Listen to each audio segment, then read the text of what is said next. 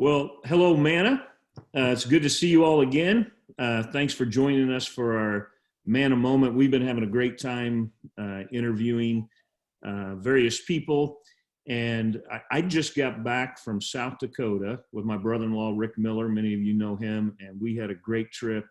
It was definitely God's country, and you felt very close to God and looking at God's creation there, and literally just got back and excited to hear from some of you tomorrow, and look forward to seeing everybody this Sunday at the drive-in service for Mother's Day. We have a free gift for every mother, and we have a special message. We're going to be talking about Mary and some of the challenges that Mary had as a mother, and some of the joys that she had. As you know, the last 2 weeks, we interviewed single moms and the challenges that single moms have.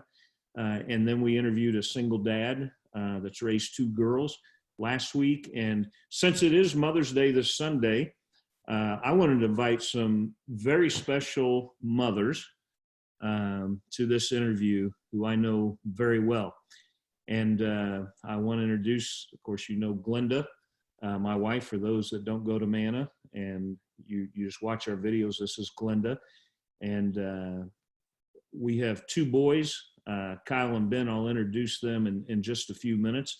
But I'm very proud of both of our boys. And a lot of that is because of the input that their mom has had in their life. And then our two daughter-in-laws are two of the best mothers that I know, and I am so proud to have them as our daughter-in-laws. And when the boys were very young, our boys were very young, we prayed just for the right person to come into their life. And I know their parents prayed the same thing, that the right person would come in their life. And it's just really cool to see how God answered that prayer. And it is so cool to see them mothering our grandchildren. And I tell them all the time, I'm just so proud of them and the way that they mother. And I want to introduce them to you. Well, let me introduce Kyle and Nellie first. This is Kyle, my oldest son, and Kyle is 35 now, and he's a major in the Army. He flies helicopters, flies the Apache helicopter. They're in El Paso with our grandkids, and this is Nellie, and Nellie has been a mom now for 11 years. Our oldest grandson, their son Noah's 11, and Elijah is 9. And Nellie has a full load. She works and takes care of the house at the same time. And this is youngest son, Ben. And Ben is a trial attorney here in Kansas City. And this is his wife, Sarah. And Sarah and Ben have little Ella, and she is 18 months old now, or 19. Almost 20. Almost 20 months. Yeah. And she is just a joy. And Sarah also is working and mothering. And so I just wanted to get everybody together and talk a little bit about motherhood. And so we have a mother that's been a mother for 35 years in Glenda, and a mother for 11 years, and a mother for 20 months now. And so I want to get some thoughts from Glenda first about just the joys of motherhood, and maybe some advice that you would have for mothers on Mother's Day. Well, I would say some of the wisest words are from someone called Winnie the Pooh. And he said, sometimes the smallest things take up the most room in your heart. And I remember when having both the boys and looking at those those little faces, and totally consuming this tiny little thing that both times that couldn't take care of themselves, that were completely reliant on us. And they just totally captured our heart, the biggest parts of our heart. And I would say that that's motherhood, that you're not prepared for that. I don't know that we were really prepared for any of the phases, but all throughout, those things that happened in motherhood continued to capture my heart. And as a mother, you're not prepared, but you figure out somehow a way to that. And I remember one particular time where I was in a women's Bible study and we were studying about the children of Israel. And I remember reading a passage in Isaiah that said that God had said, "Behold, I will do a new thing. I will make a road in the wilderness." And I thought, man, that's where I'm at right now in terms of motherhood. And I think Ben might have been a toddler. Maybe we were trying to do potty training. I don't know, but I felt like, man, that's a real wilderness. And then as the boys grew and I shifted from, caretaker to more of a coach and a mentor, and we watched the boys start making decisions and how do you parent a strong-willed versus a compliant? And so much of the time we felt like we were in the wilderness, and how we went to the Lord over and over and over and asked for wisdom and for protection and for guidance over being parents. And there were, I have to say, we loved so much about each of the phases. We're kind of in what we call the harvest years now. We've watched our boys grow. They've made wise choices. They have picked the best girls. And I will tell you, moms out there, as a mom of boys, it is my job to chase every wrong girl away until the right one stuck. And I can tell you, I knew with Nellie and Sarah, I probably knew before they did that they were keepers. Yeah. Kyle, should we talk about some of those girls you brought home before Nellie? Let's leave that one okay. alone. That mom ran away. Okay, yeah. We won't talk about that. Well, I did chase several away, but but being in the wilderness is that's part of motherhood. And but as I reflected on this piece and how can you depart 35 years of being in a mother role in a couple of minutes, I thought of two things. I thought about making sure that you always pay attention to where you're at now.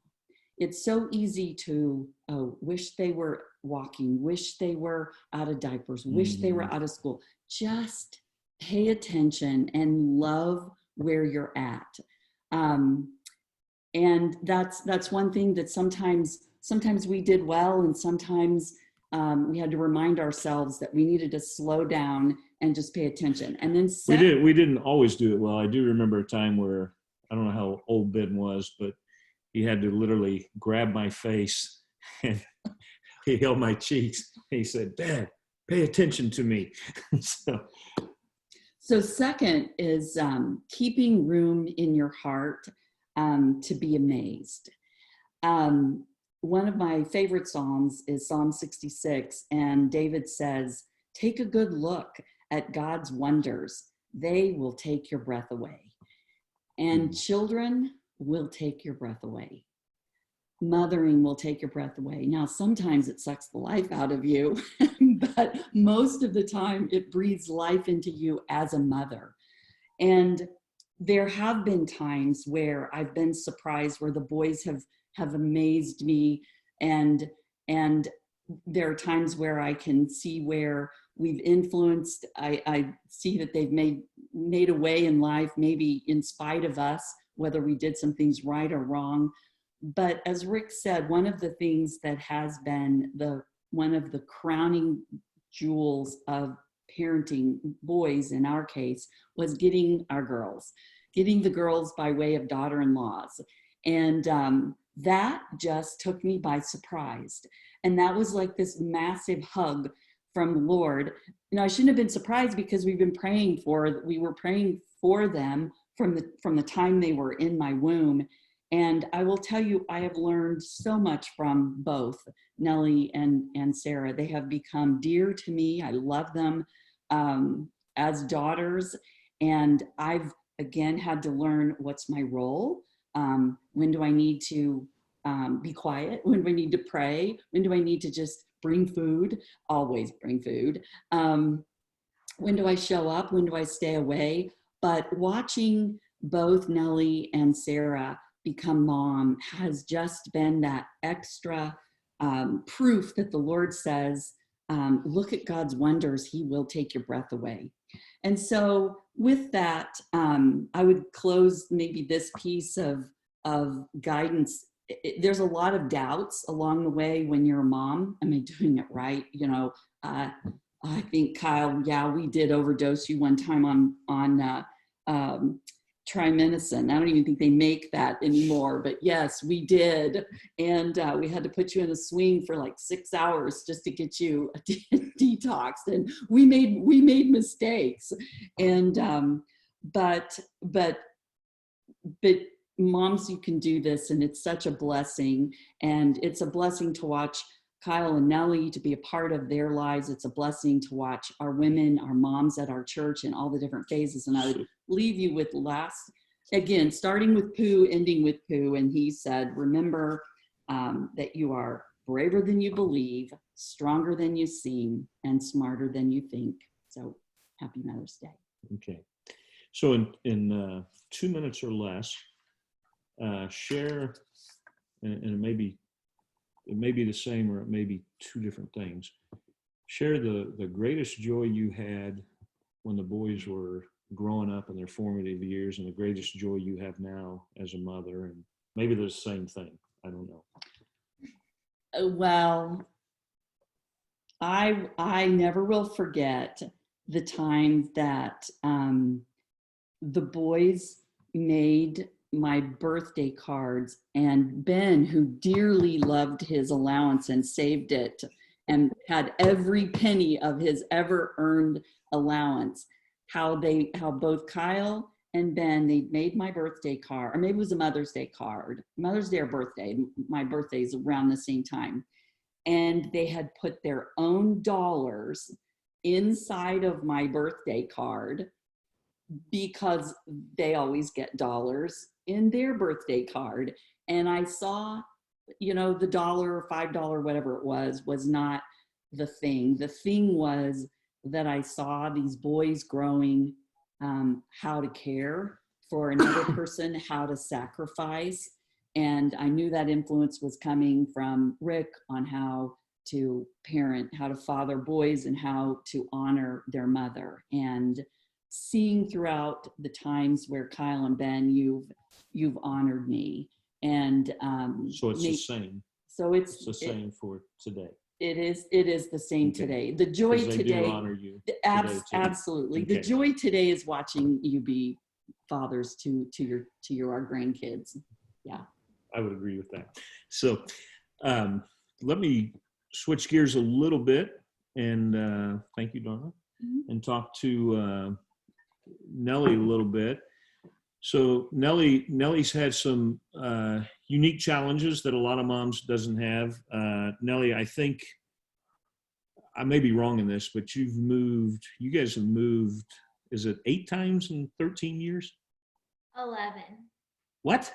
11 times in 13 years. And some of that was in the same place, but from like off base to housing in the city okay.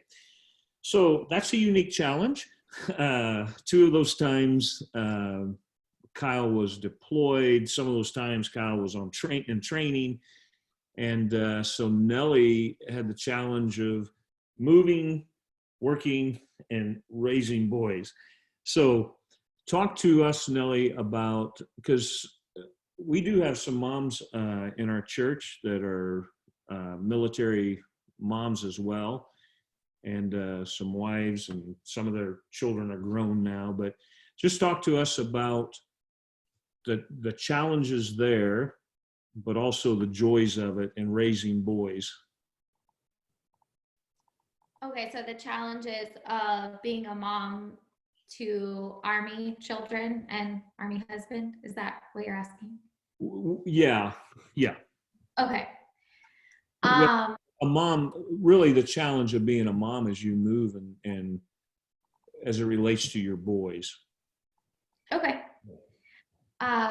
So yes, like we said, we've moved 11 times. A couple of those times have been with deployments and things like that. It's never easy. Moving's never easy, whether it's across the country or in the same city. My biggest thing that I always remind myself of every time we move is that I am our children's constant. I am their constant. So if anything is out of rhythm with the constant, I have to step back and say, how can I bring this back in and become their constant again?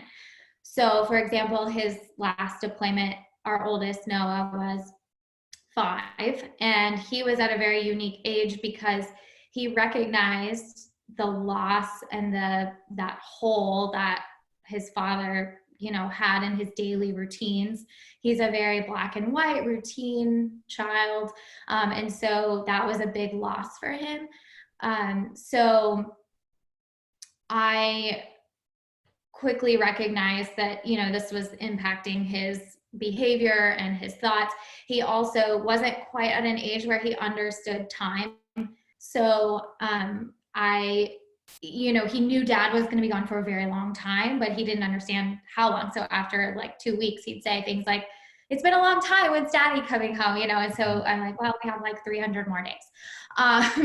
So anyway, so I decided I was going to work during that time. I was a nurse and I was working, and because I needed some separation from the children, because otherwise I never get a break. I don't ever get a break. And so I chose to work during that time, and his just overall self just completely started to break down and change. He was very emotional. He started having a lot of sensory issues where he couldn't wear socks and he wouldn't get dressed, and just lots of breakdown. And at that point, I realized I have to be his constant, and I'm not right now because we moved and his dad is gone, and he's going to a new daycare and there's new people. And so I just had to make the decision. I can't work right now. Like, I have to stop. I have to be home with him. He has to know that I'm not leaving him. And so I think that has been something that I remind myself every time we move, that I have to create some form of consistency for the boys that's comfortable and normal and kind of safe for them. That's great. So you, with 2 different boys and our grandsons, I know this, they're totally different. Yes. And so how do you navigate as a mom, and you can in 3 minutes or less describe the personality of each, and then tell us how you navigate as a mom those different personalities. Okay.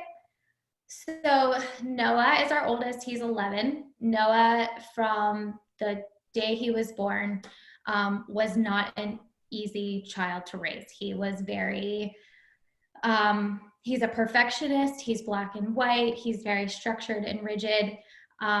He has very strong opinions about things. And so, his personality is very different than our youngest child, who, when I was pregnant with our youngest, it's a bit of a side note, Kyle was deployed the entire time.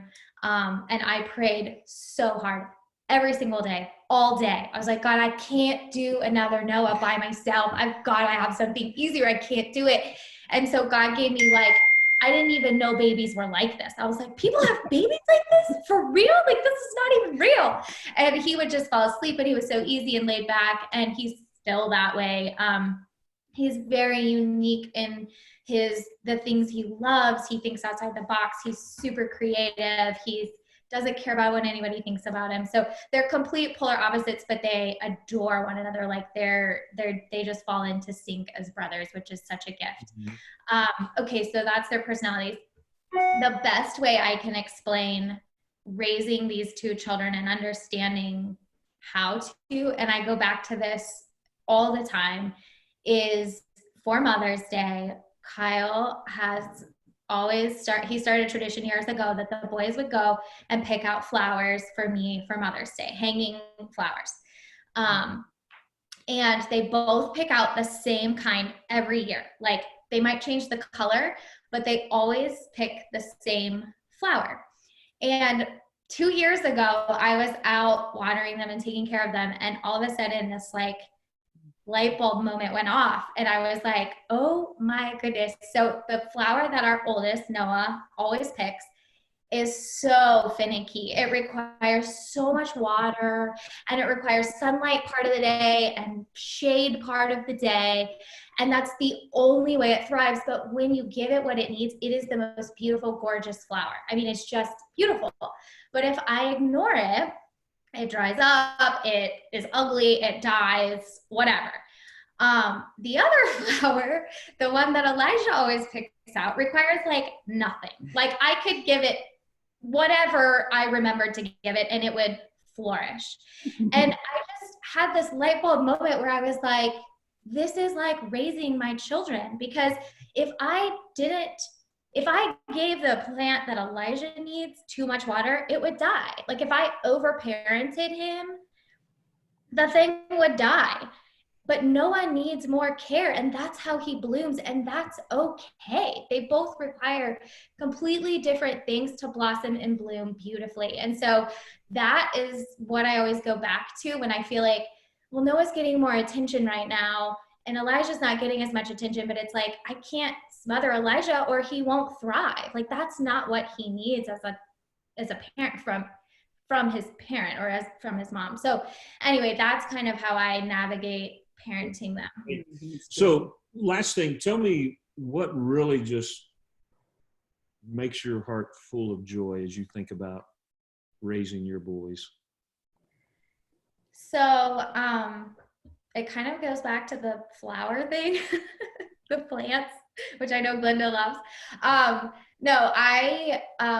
My greatest joy in raising the boys is now the ages that they are, they're 11 and 9.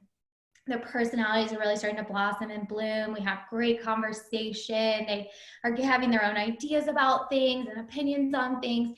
And my greatest joy has been thinking about all of that work that we put in those toddler years where Ben and Sarah are right now, and the exhausting nights and the, just the toddler tantrums, and then moving through the young preschool years, and it's exhausting. It's very, just so much hands-on work. Like I always say, until they're about 3, you're just meeting needs, right? You're feeding them, you're holding them, you're kissing them, you're loving on them, you're reading to them, you're meeting their needs. But once they hit about 3, you actually start parenting. Like you have to like talk to these little people and like negotiate and like have conversations. And you're like, wow, this is hard. I thought I was like parenting, but that was not parenting. Like that was, now I'm actually having to like parent and shape their personalities and who they are. And like this stuff really matters, as we move along. And so when I look back now and think about all those seeds we planted and the sowing and the weeding and pulling out all that stuff that's really hard and putting the work in those years, the fruit and the blossoms that we're seeing now, like they go to friends' houses and they're like, man, your kids are so great and they're polite and they use manners and we'll gladly take them anytime, or their coaches are like, they've got great sportsmanship, they're great teammates, they love to encourage their peers, that's the stuff that's like, we did it. Like that's the stuff that's like, they can't learn that in school. That's where we come in. And I feel like, even when they're teachers, it's like, okay, they got a B or a C on that. Like, okay, whatever, we can move past that. But all of your character at school was like outstanding. Like that's where we high five each other. Like, okay, we did that. Like that was good work. So just the weeding and the like seeing the fruit of all that work, I think has been my greatest joy. Thank you. Yeah. I'm going to switch gears to Sarah. And Sarah, you've been almost 20 months now. Yeah. And same kind of thing. First of all, tell maybe your biggest surprise of motherhood for those that are getting ready to have a baby or just have a newborn, maybe your biggest surprise. And so far, what has been your greatest joy and what fills your heart, and having Ella now taking care of Ella as a mother? Sure. Wow, that's a really hard question from the stance of, what has surprised me the most, because I think I'm surprised pretty Every much day. every day. Yeah. Yeah, every day. I think at the beginning, I was really surprised just how much my life changed. I don't think that anyone can really explain to a new mom just what that's going to be like. And, those first months, and yeah, they can be really hard, but also really rewarding, and they do go fast, and then you don't really remember them anymore, which is nice. But I think now, like, I'm constantly amazed by how much she understands and can communicate. I mean, Ben and I have both been staying home the last few weeks, quarantined, and it's been such a blessing for us to be able to spend, we're both working parents, so we don't normally get to spend as much time with her as we've been able to spend these last few months. And it's been so much fun just to see her change, just because she is at an age now where she's different week by week, and she's constantly learning and being able to communicate different things with us all the time. I think one of my biggest joys is being able to parent with Ben. We've known each other a long time now, and have been, we started dating in high school. So it's been really fun to see him and myself as we've changed from teenagers to, young marrieds to now parents. It's been a lot of fun to see how that relationship has grown and changed. And now we've got this little person who we made and continue to shape. And it's really exciting to see what the next couple years are going to bring, but also kind of daunting and nerve-wracking. But I think we're really excited to see what they bring. Thank you, Sarah. Let me just share with all the moms out there that, first of all, as we talked about with single moms and motherhood is one of the toughest jobs on the face of the earth. And both Sarah and Nellie and Glenda have talked about that a little bit. There's joys and there's challenges to motherhood. But something that's really cool is when mothers dream big things for their kids, and then they put prayer behind those dreams. And we all have dreams for our kids, but we also have to understand that they have their own personality, and that's part of the fun of being a mother too, is really understanding their personality, and a father, and understanding their bent, and making sure that we don't try to have them fulfill our dreams. And I just think that's exciting. And so I'm going to ask one last question for both Sarah, and we'll start with Sarah first, and then Nellie. When you pray for, in this case, Ella, what are some of the things that you pray for that you would want for Ella? My prayers honestly have been very simple, from the time I first found out that I was pregnant with Ella. And it was just that the Lord would protect her and continue to prepare Ben and I just for every phase and every year that's going to go by. But it's really been a simple prayer. That's a good prayer. I don't know enough about, what her personality is going to be like or what she's going to want to achieve. I just hope that the Lord brings, great people into her life, and that when she's hurt, she's able to get over it in a healthy way, and that she's a confident and independent little girl, which she is at 20 months old. And I hope she is able to hold on to that. That's neat. And we have, you and I have never even talked about this, even that question, or but if you look at my prayer journal, we are praying the exact same thing. I pray that almost every day for Noah, Elijah, Ella, for that protection, and guard their heart, and again, bring the right people into their life. So that's cool. Nellie, what is it that you pray for your boys? I think the biggest thing, at least right now in their life, is that they know that they're loved, and that nothing that they can do or say will ever change how God loves them, how we love them, that they will always be accepted. Because as they move, I mean, Noah's moving more into that like middle school where those are just weird years, you know, like you're just in this really weird middle space. And, you know, we've already kind of seen some of that with him recently where he's kind of struggling with like, what is my identity? What do I want to be when I get older? You know, like school's getting harder. And he puts a lot of pressure on himself. And so my prayer for him is that, you know, both of the boys, that they always know that they're perfectly made in who God created them to be, that they're confident in that and they don't question that, and that they were perfectly made and created just the way He wanted them to be. So. Thank you. Mm-hmm. Okay, I'm gonna put the boys on the spot now. So tell the audience that it's true that I can still whoop the both of you with one hand tied behind my back. Tell them that's true.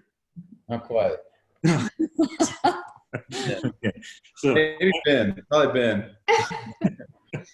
So I am going to put you on the spot because you have a special mom sitting beside you, and this is not scripted. My boys don't know that I'm going to do this. So I want, and whoever wants to go first, I want you to look at your spouse and tell them what you appreciate about them as a mother and in their mothering. So, and then I'm going to have you do the same for your mom, to give a shout out to your mom for Mother's Day. I know it's not Mother's Day yet, but we'll pretend like it's Mother's Day and just tell what you appreciate.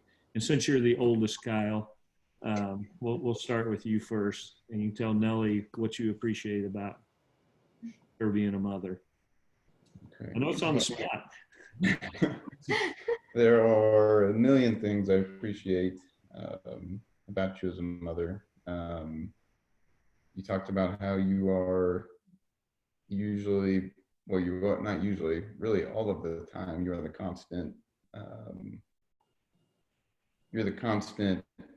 thing the boys have wherever we go, because I'm usually the roles that I'm in with my positions, there's a lot that I have to take care of outside of the house, and so that requires you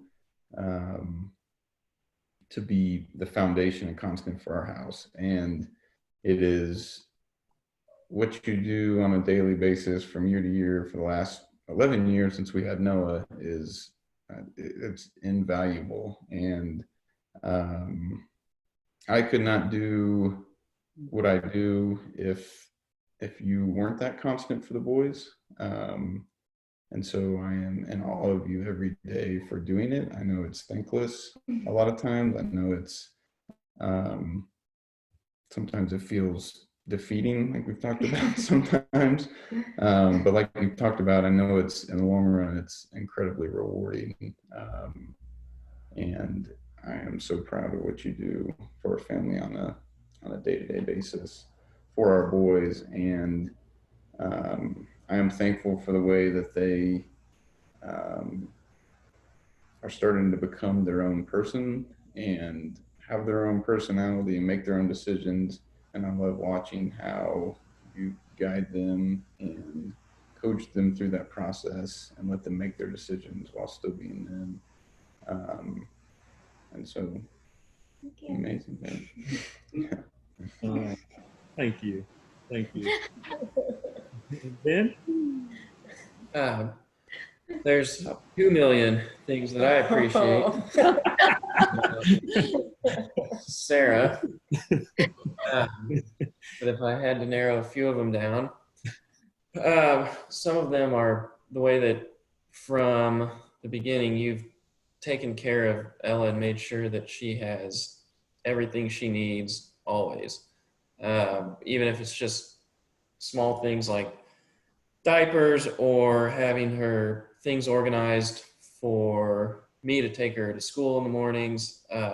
even before that, finding her a daycare for when we both went back to work and making sure it was a good one for her, and making sure she has the toys that she wants to play with when she goes to bed, the books that she wants to read, the clothes each every like 3 weeks when she's ready to grow out of them and get new ones.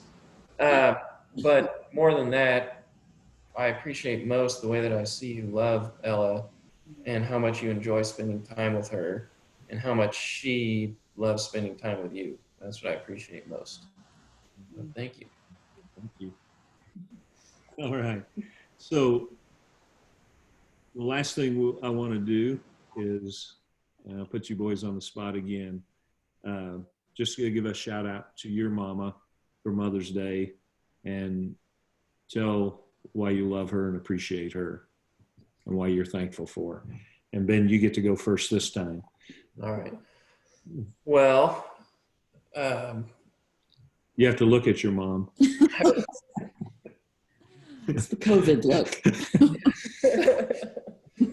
Across the aisles. So, Mom, I appreciate you for a lot of things. One of the things I've thought about lately as I grow my own law practice is the lessons that you taught both Kyle and I when you started your own business, and then when you went back to work and worked your way up quickly to the positions you're in now. That, at least for me, gave me some confidence that, well, maybe I can have a business, or maybe I can do okay, or maybe I can go to law school and maybe I'll even do good at it, because I saw you make those decisions when Kyle and I were young. Well, maybe I can start my own business and I'll be pretty good at it. And you were, and Kyle and I saw that. So that helped me a lot, and it still helps me today as I grow a practice. So the other thing is, you probably, I speak for Kyle too, is we really appreciate the way that you love our kids, and we can see it every day. So. Thank you. Love you, Sam. Thank you. Thank you, Ben. Kyle? Well, Ben, nobody speaks for me but me. But, yes, I echo. What Ben said there. No, looking back, growing up, you were always a constant as well in our lives, and that, there were many examples you set from the times that you were a stay-at-home mom with us, from the times that you were a working mom with us. But one thing that was always constant is that there was always, like you said, there was always love there for me, and I felt like I could always talk to you about anything that I needed to, and get advice and coaching from a perspective that wasn't, judgmental or, it was just very nurturing and allowed me to process it myself, usually over some very good food, and pies or desserts. So I'm always thankful for that. But you were always gracious but firm, and there was never, like you said, that you coached and mentored me to the point where I was able to make my own decisions, and it was never you're not going to do this, or you're not, well, maybe with some girls it was, but mostly with friends that I would talk about, you would approach it from a perspective of, that's interesting. What do you think about? Do you think that's going to work out in the long run? And then I have a very impulsive personality, and so that coaching growing up during my formative years was important, because it did make me process through things and think about things and whether or not it was the best decision. So I'm always appreciative of you for that, Mom, and I'm always appreciative of just the grace that you have of being able to, you know, be a professional and also be an amazing mom to me and Ben, and a grandma to our boys and Ella, and just the inspiration that you've had with starting your own business. I look at, you know, what Nellie's done with starting her nutrition business, and it's amazing to see some of those same things that you did and her with juggling all of the requirements to raise our boys, but also working and running a business as well. So and finally, it's hard to raise Ben. So thank you for that. Thank you, son. Love Thank you. you. Okay, I want us to do one last thing. We were going to go 30 minutes. We've gone almost an hour. So, but it's been good. So I want to say to the Manna moms, we know you have a tough job. I love, as a pastor, watching all of you mother your children. You're doing a great job. We're here to support you. We love mothers. We're here to support you in any way that we can. And I hope to see all of you this Sunday in the parking lot, in our parking lot service. And in 30 seconds or less, both Sarah and Nellie, give a shout out to your moms, because you both have wonderful moms as well. Give a shout out to your moms and tell them that you love them and why you love them. Nellie? Happy Mother's Day, Mom. I love you. No, I'm so thankful. My mom was a single mom. She was an incredible mom to my sister and I. One of the greatest things she taught me, and I use it today, was that no matter what time it was, whether it was the midnight when I came in for curfew, or it was the middle of the night and I woke up freaked out about something, she always got up and listened. She always listened. And so when it's 10 o'clock and I'm putting the boys to bed and Noah says, Mom, I really need to talk to you about something, and the last thing I want to do is sit down and talk to him for half an hour, I always go back to remembering how important that was, that my mom always took that time to do that with me. And I'm so thankful for that, because I had so many I learned so much and was able to process so much in those late night talks. So thanks, Mom. Okay, thank you.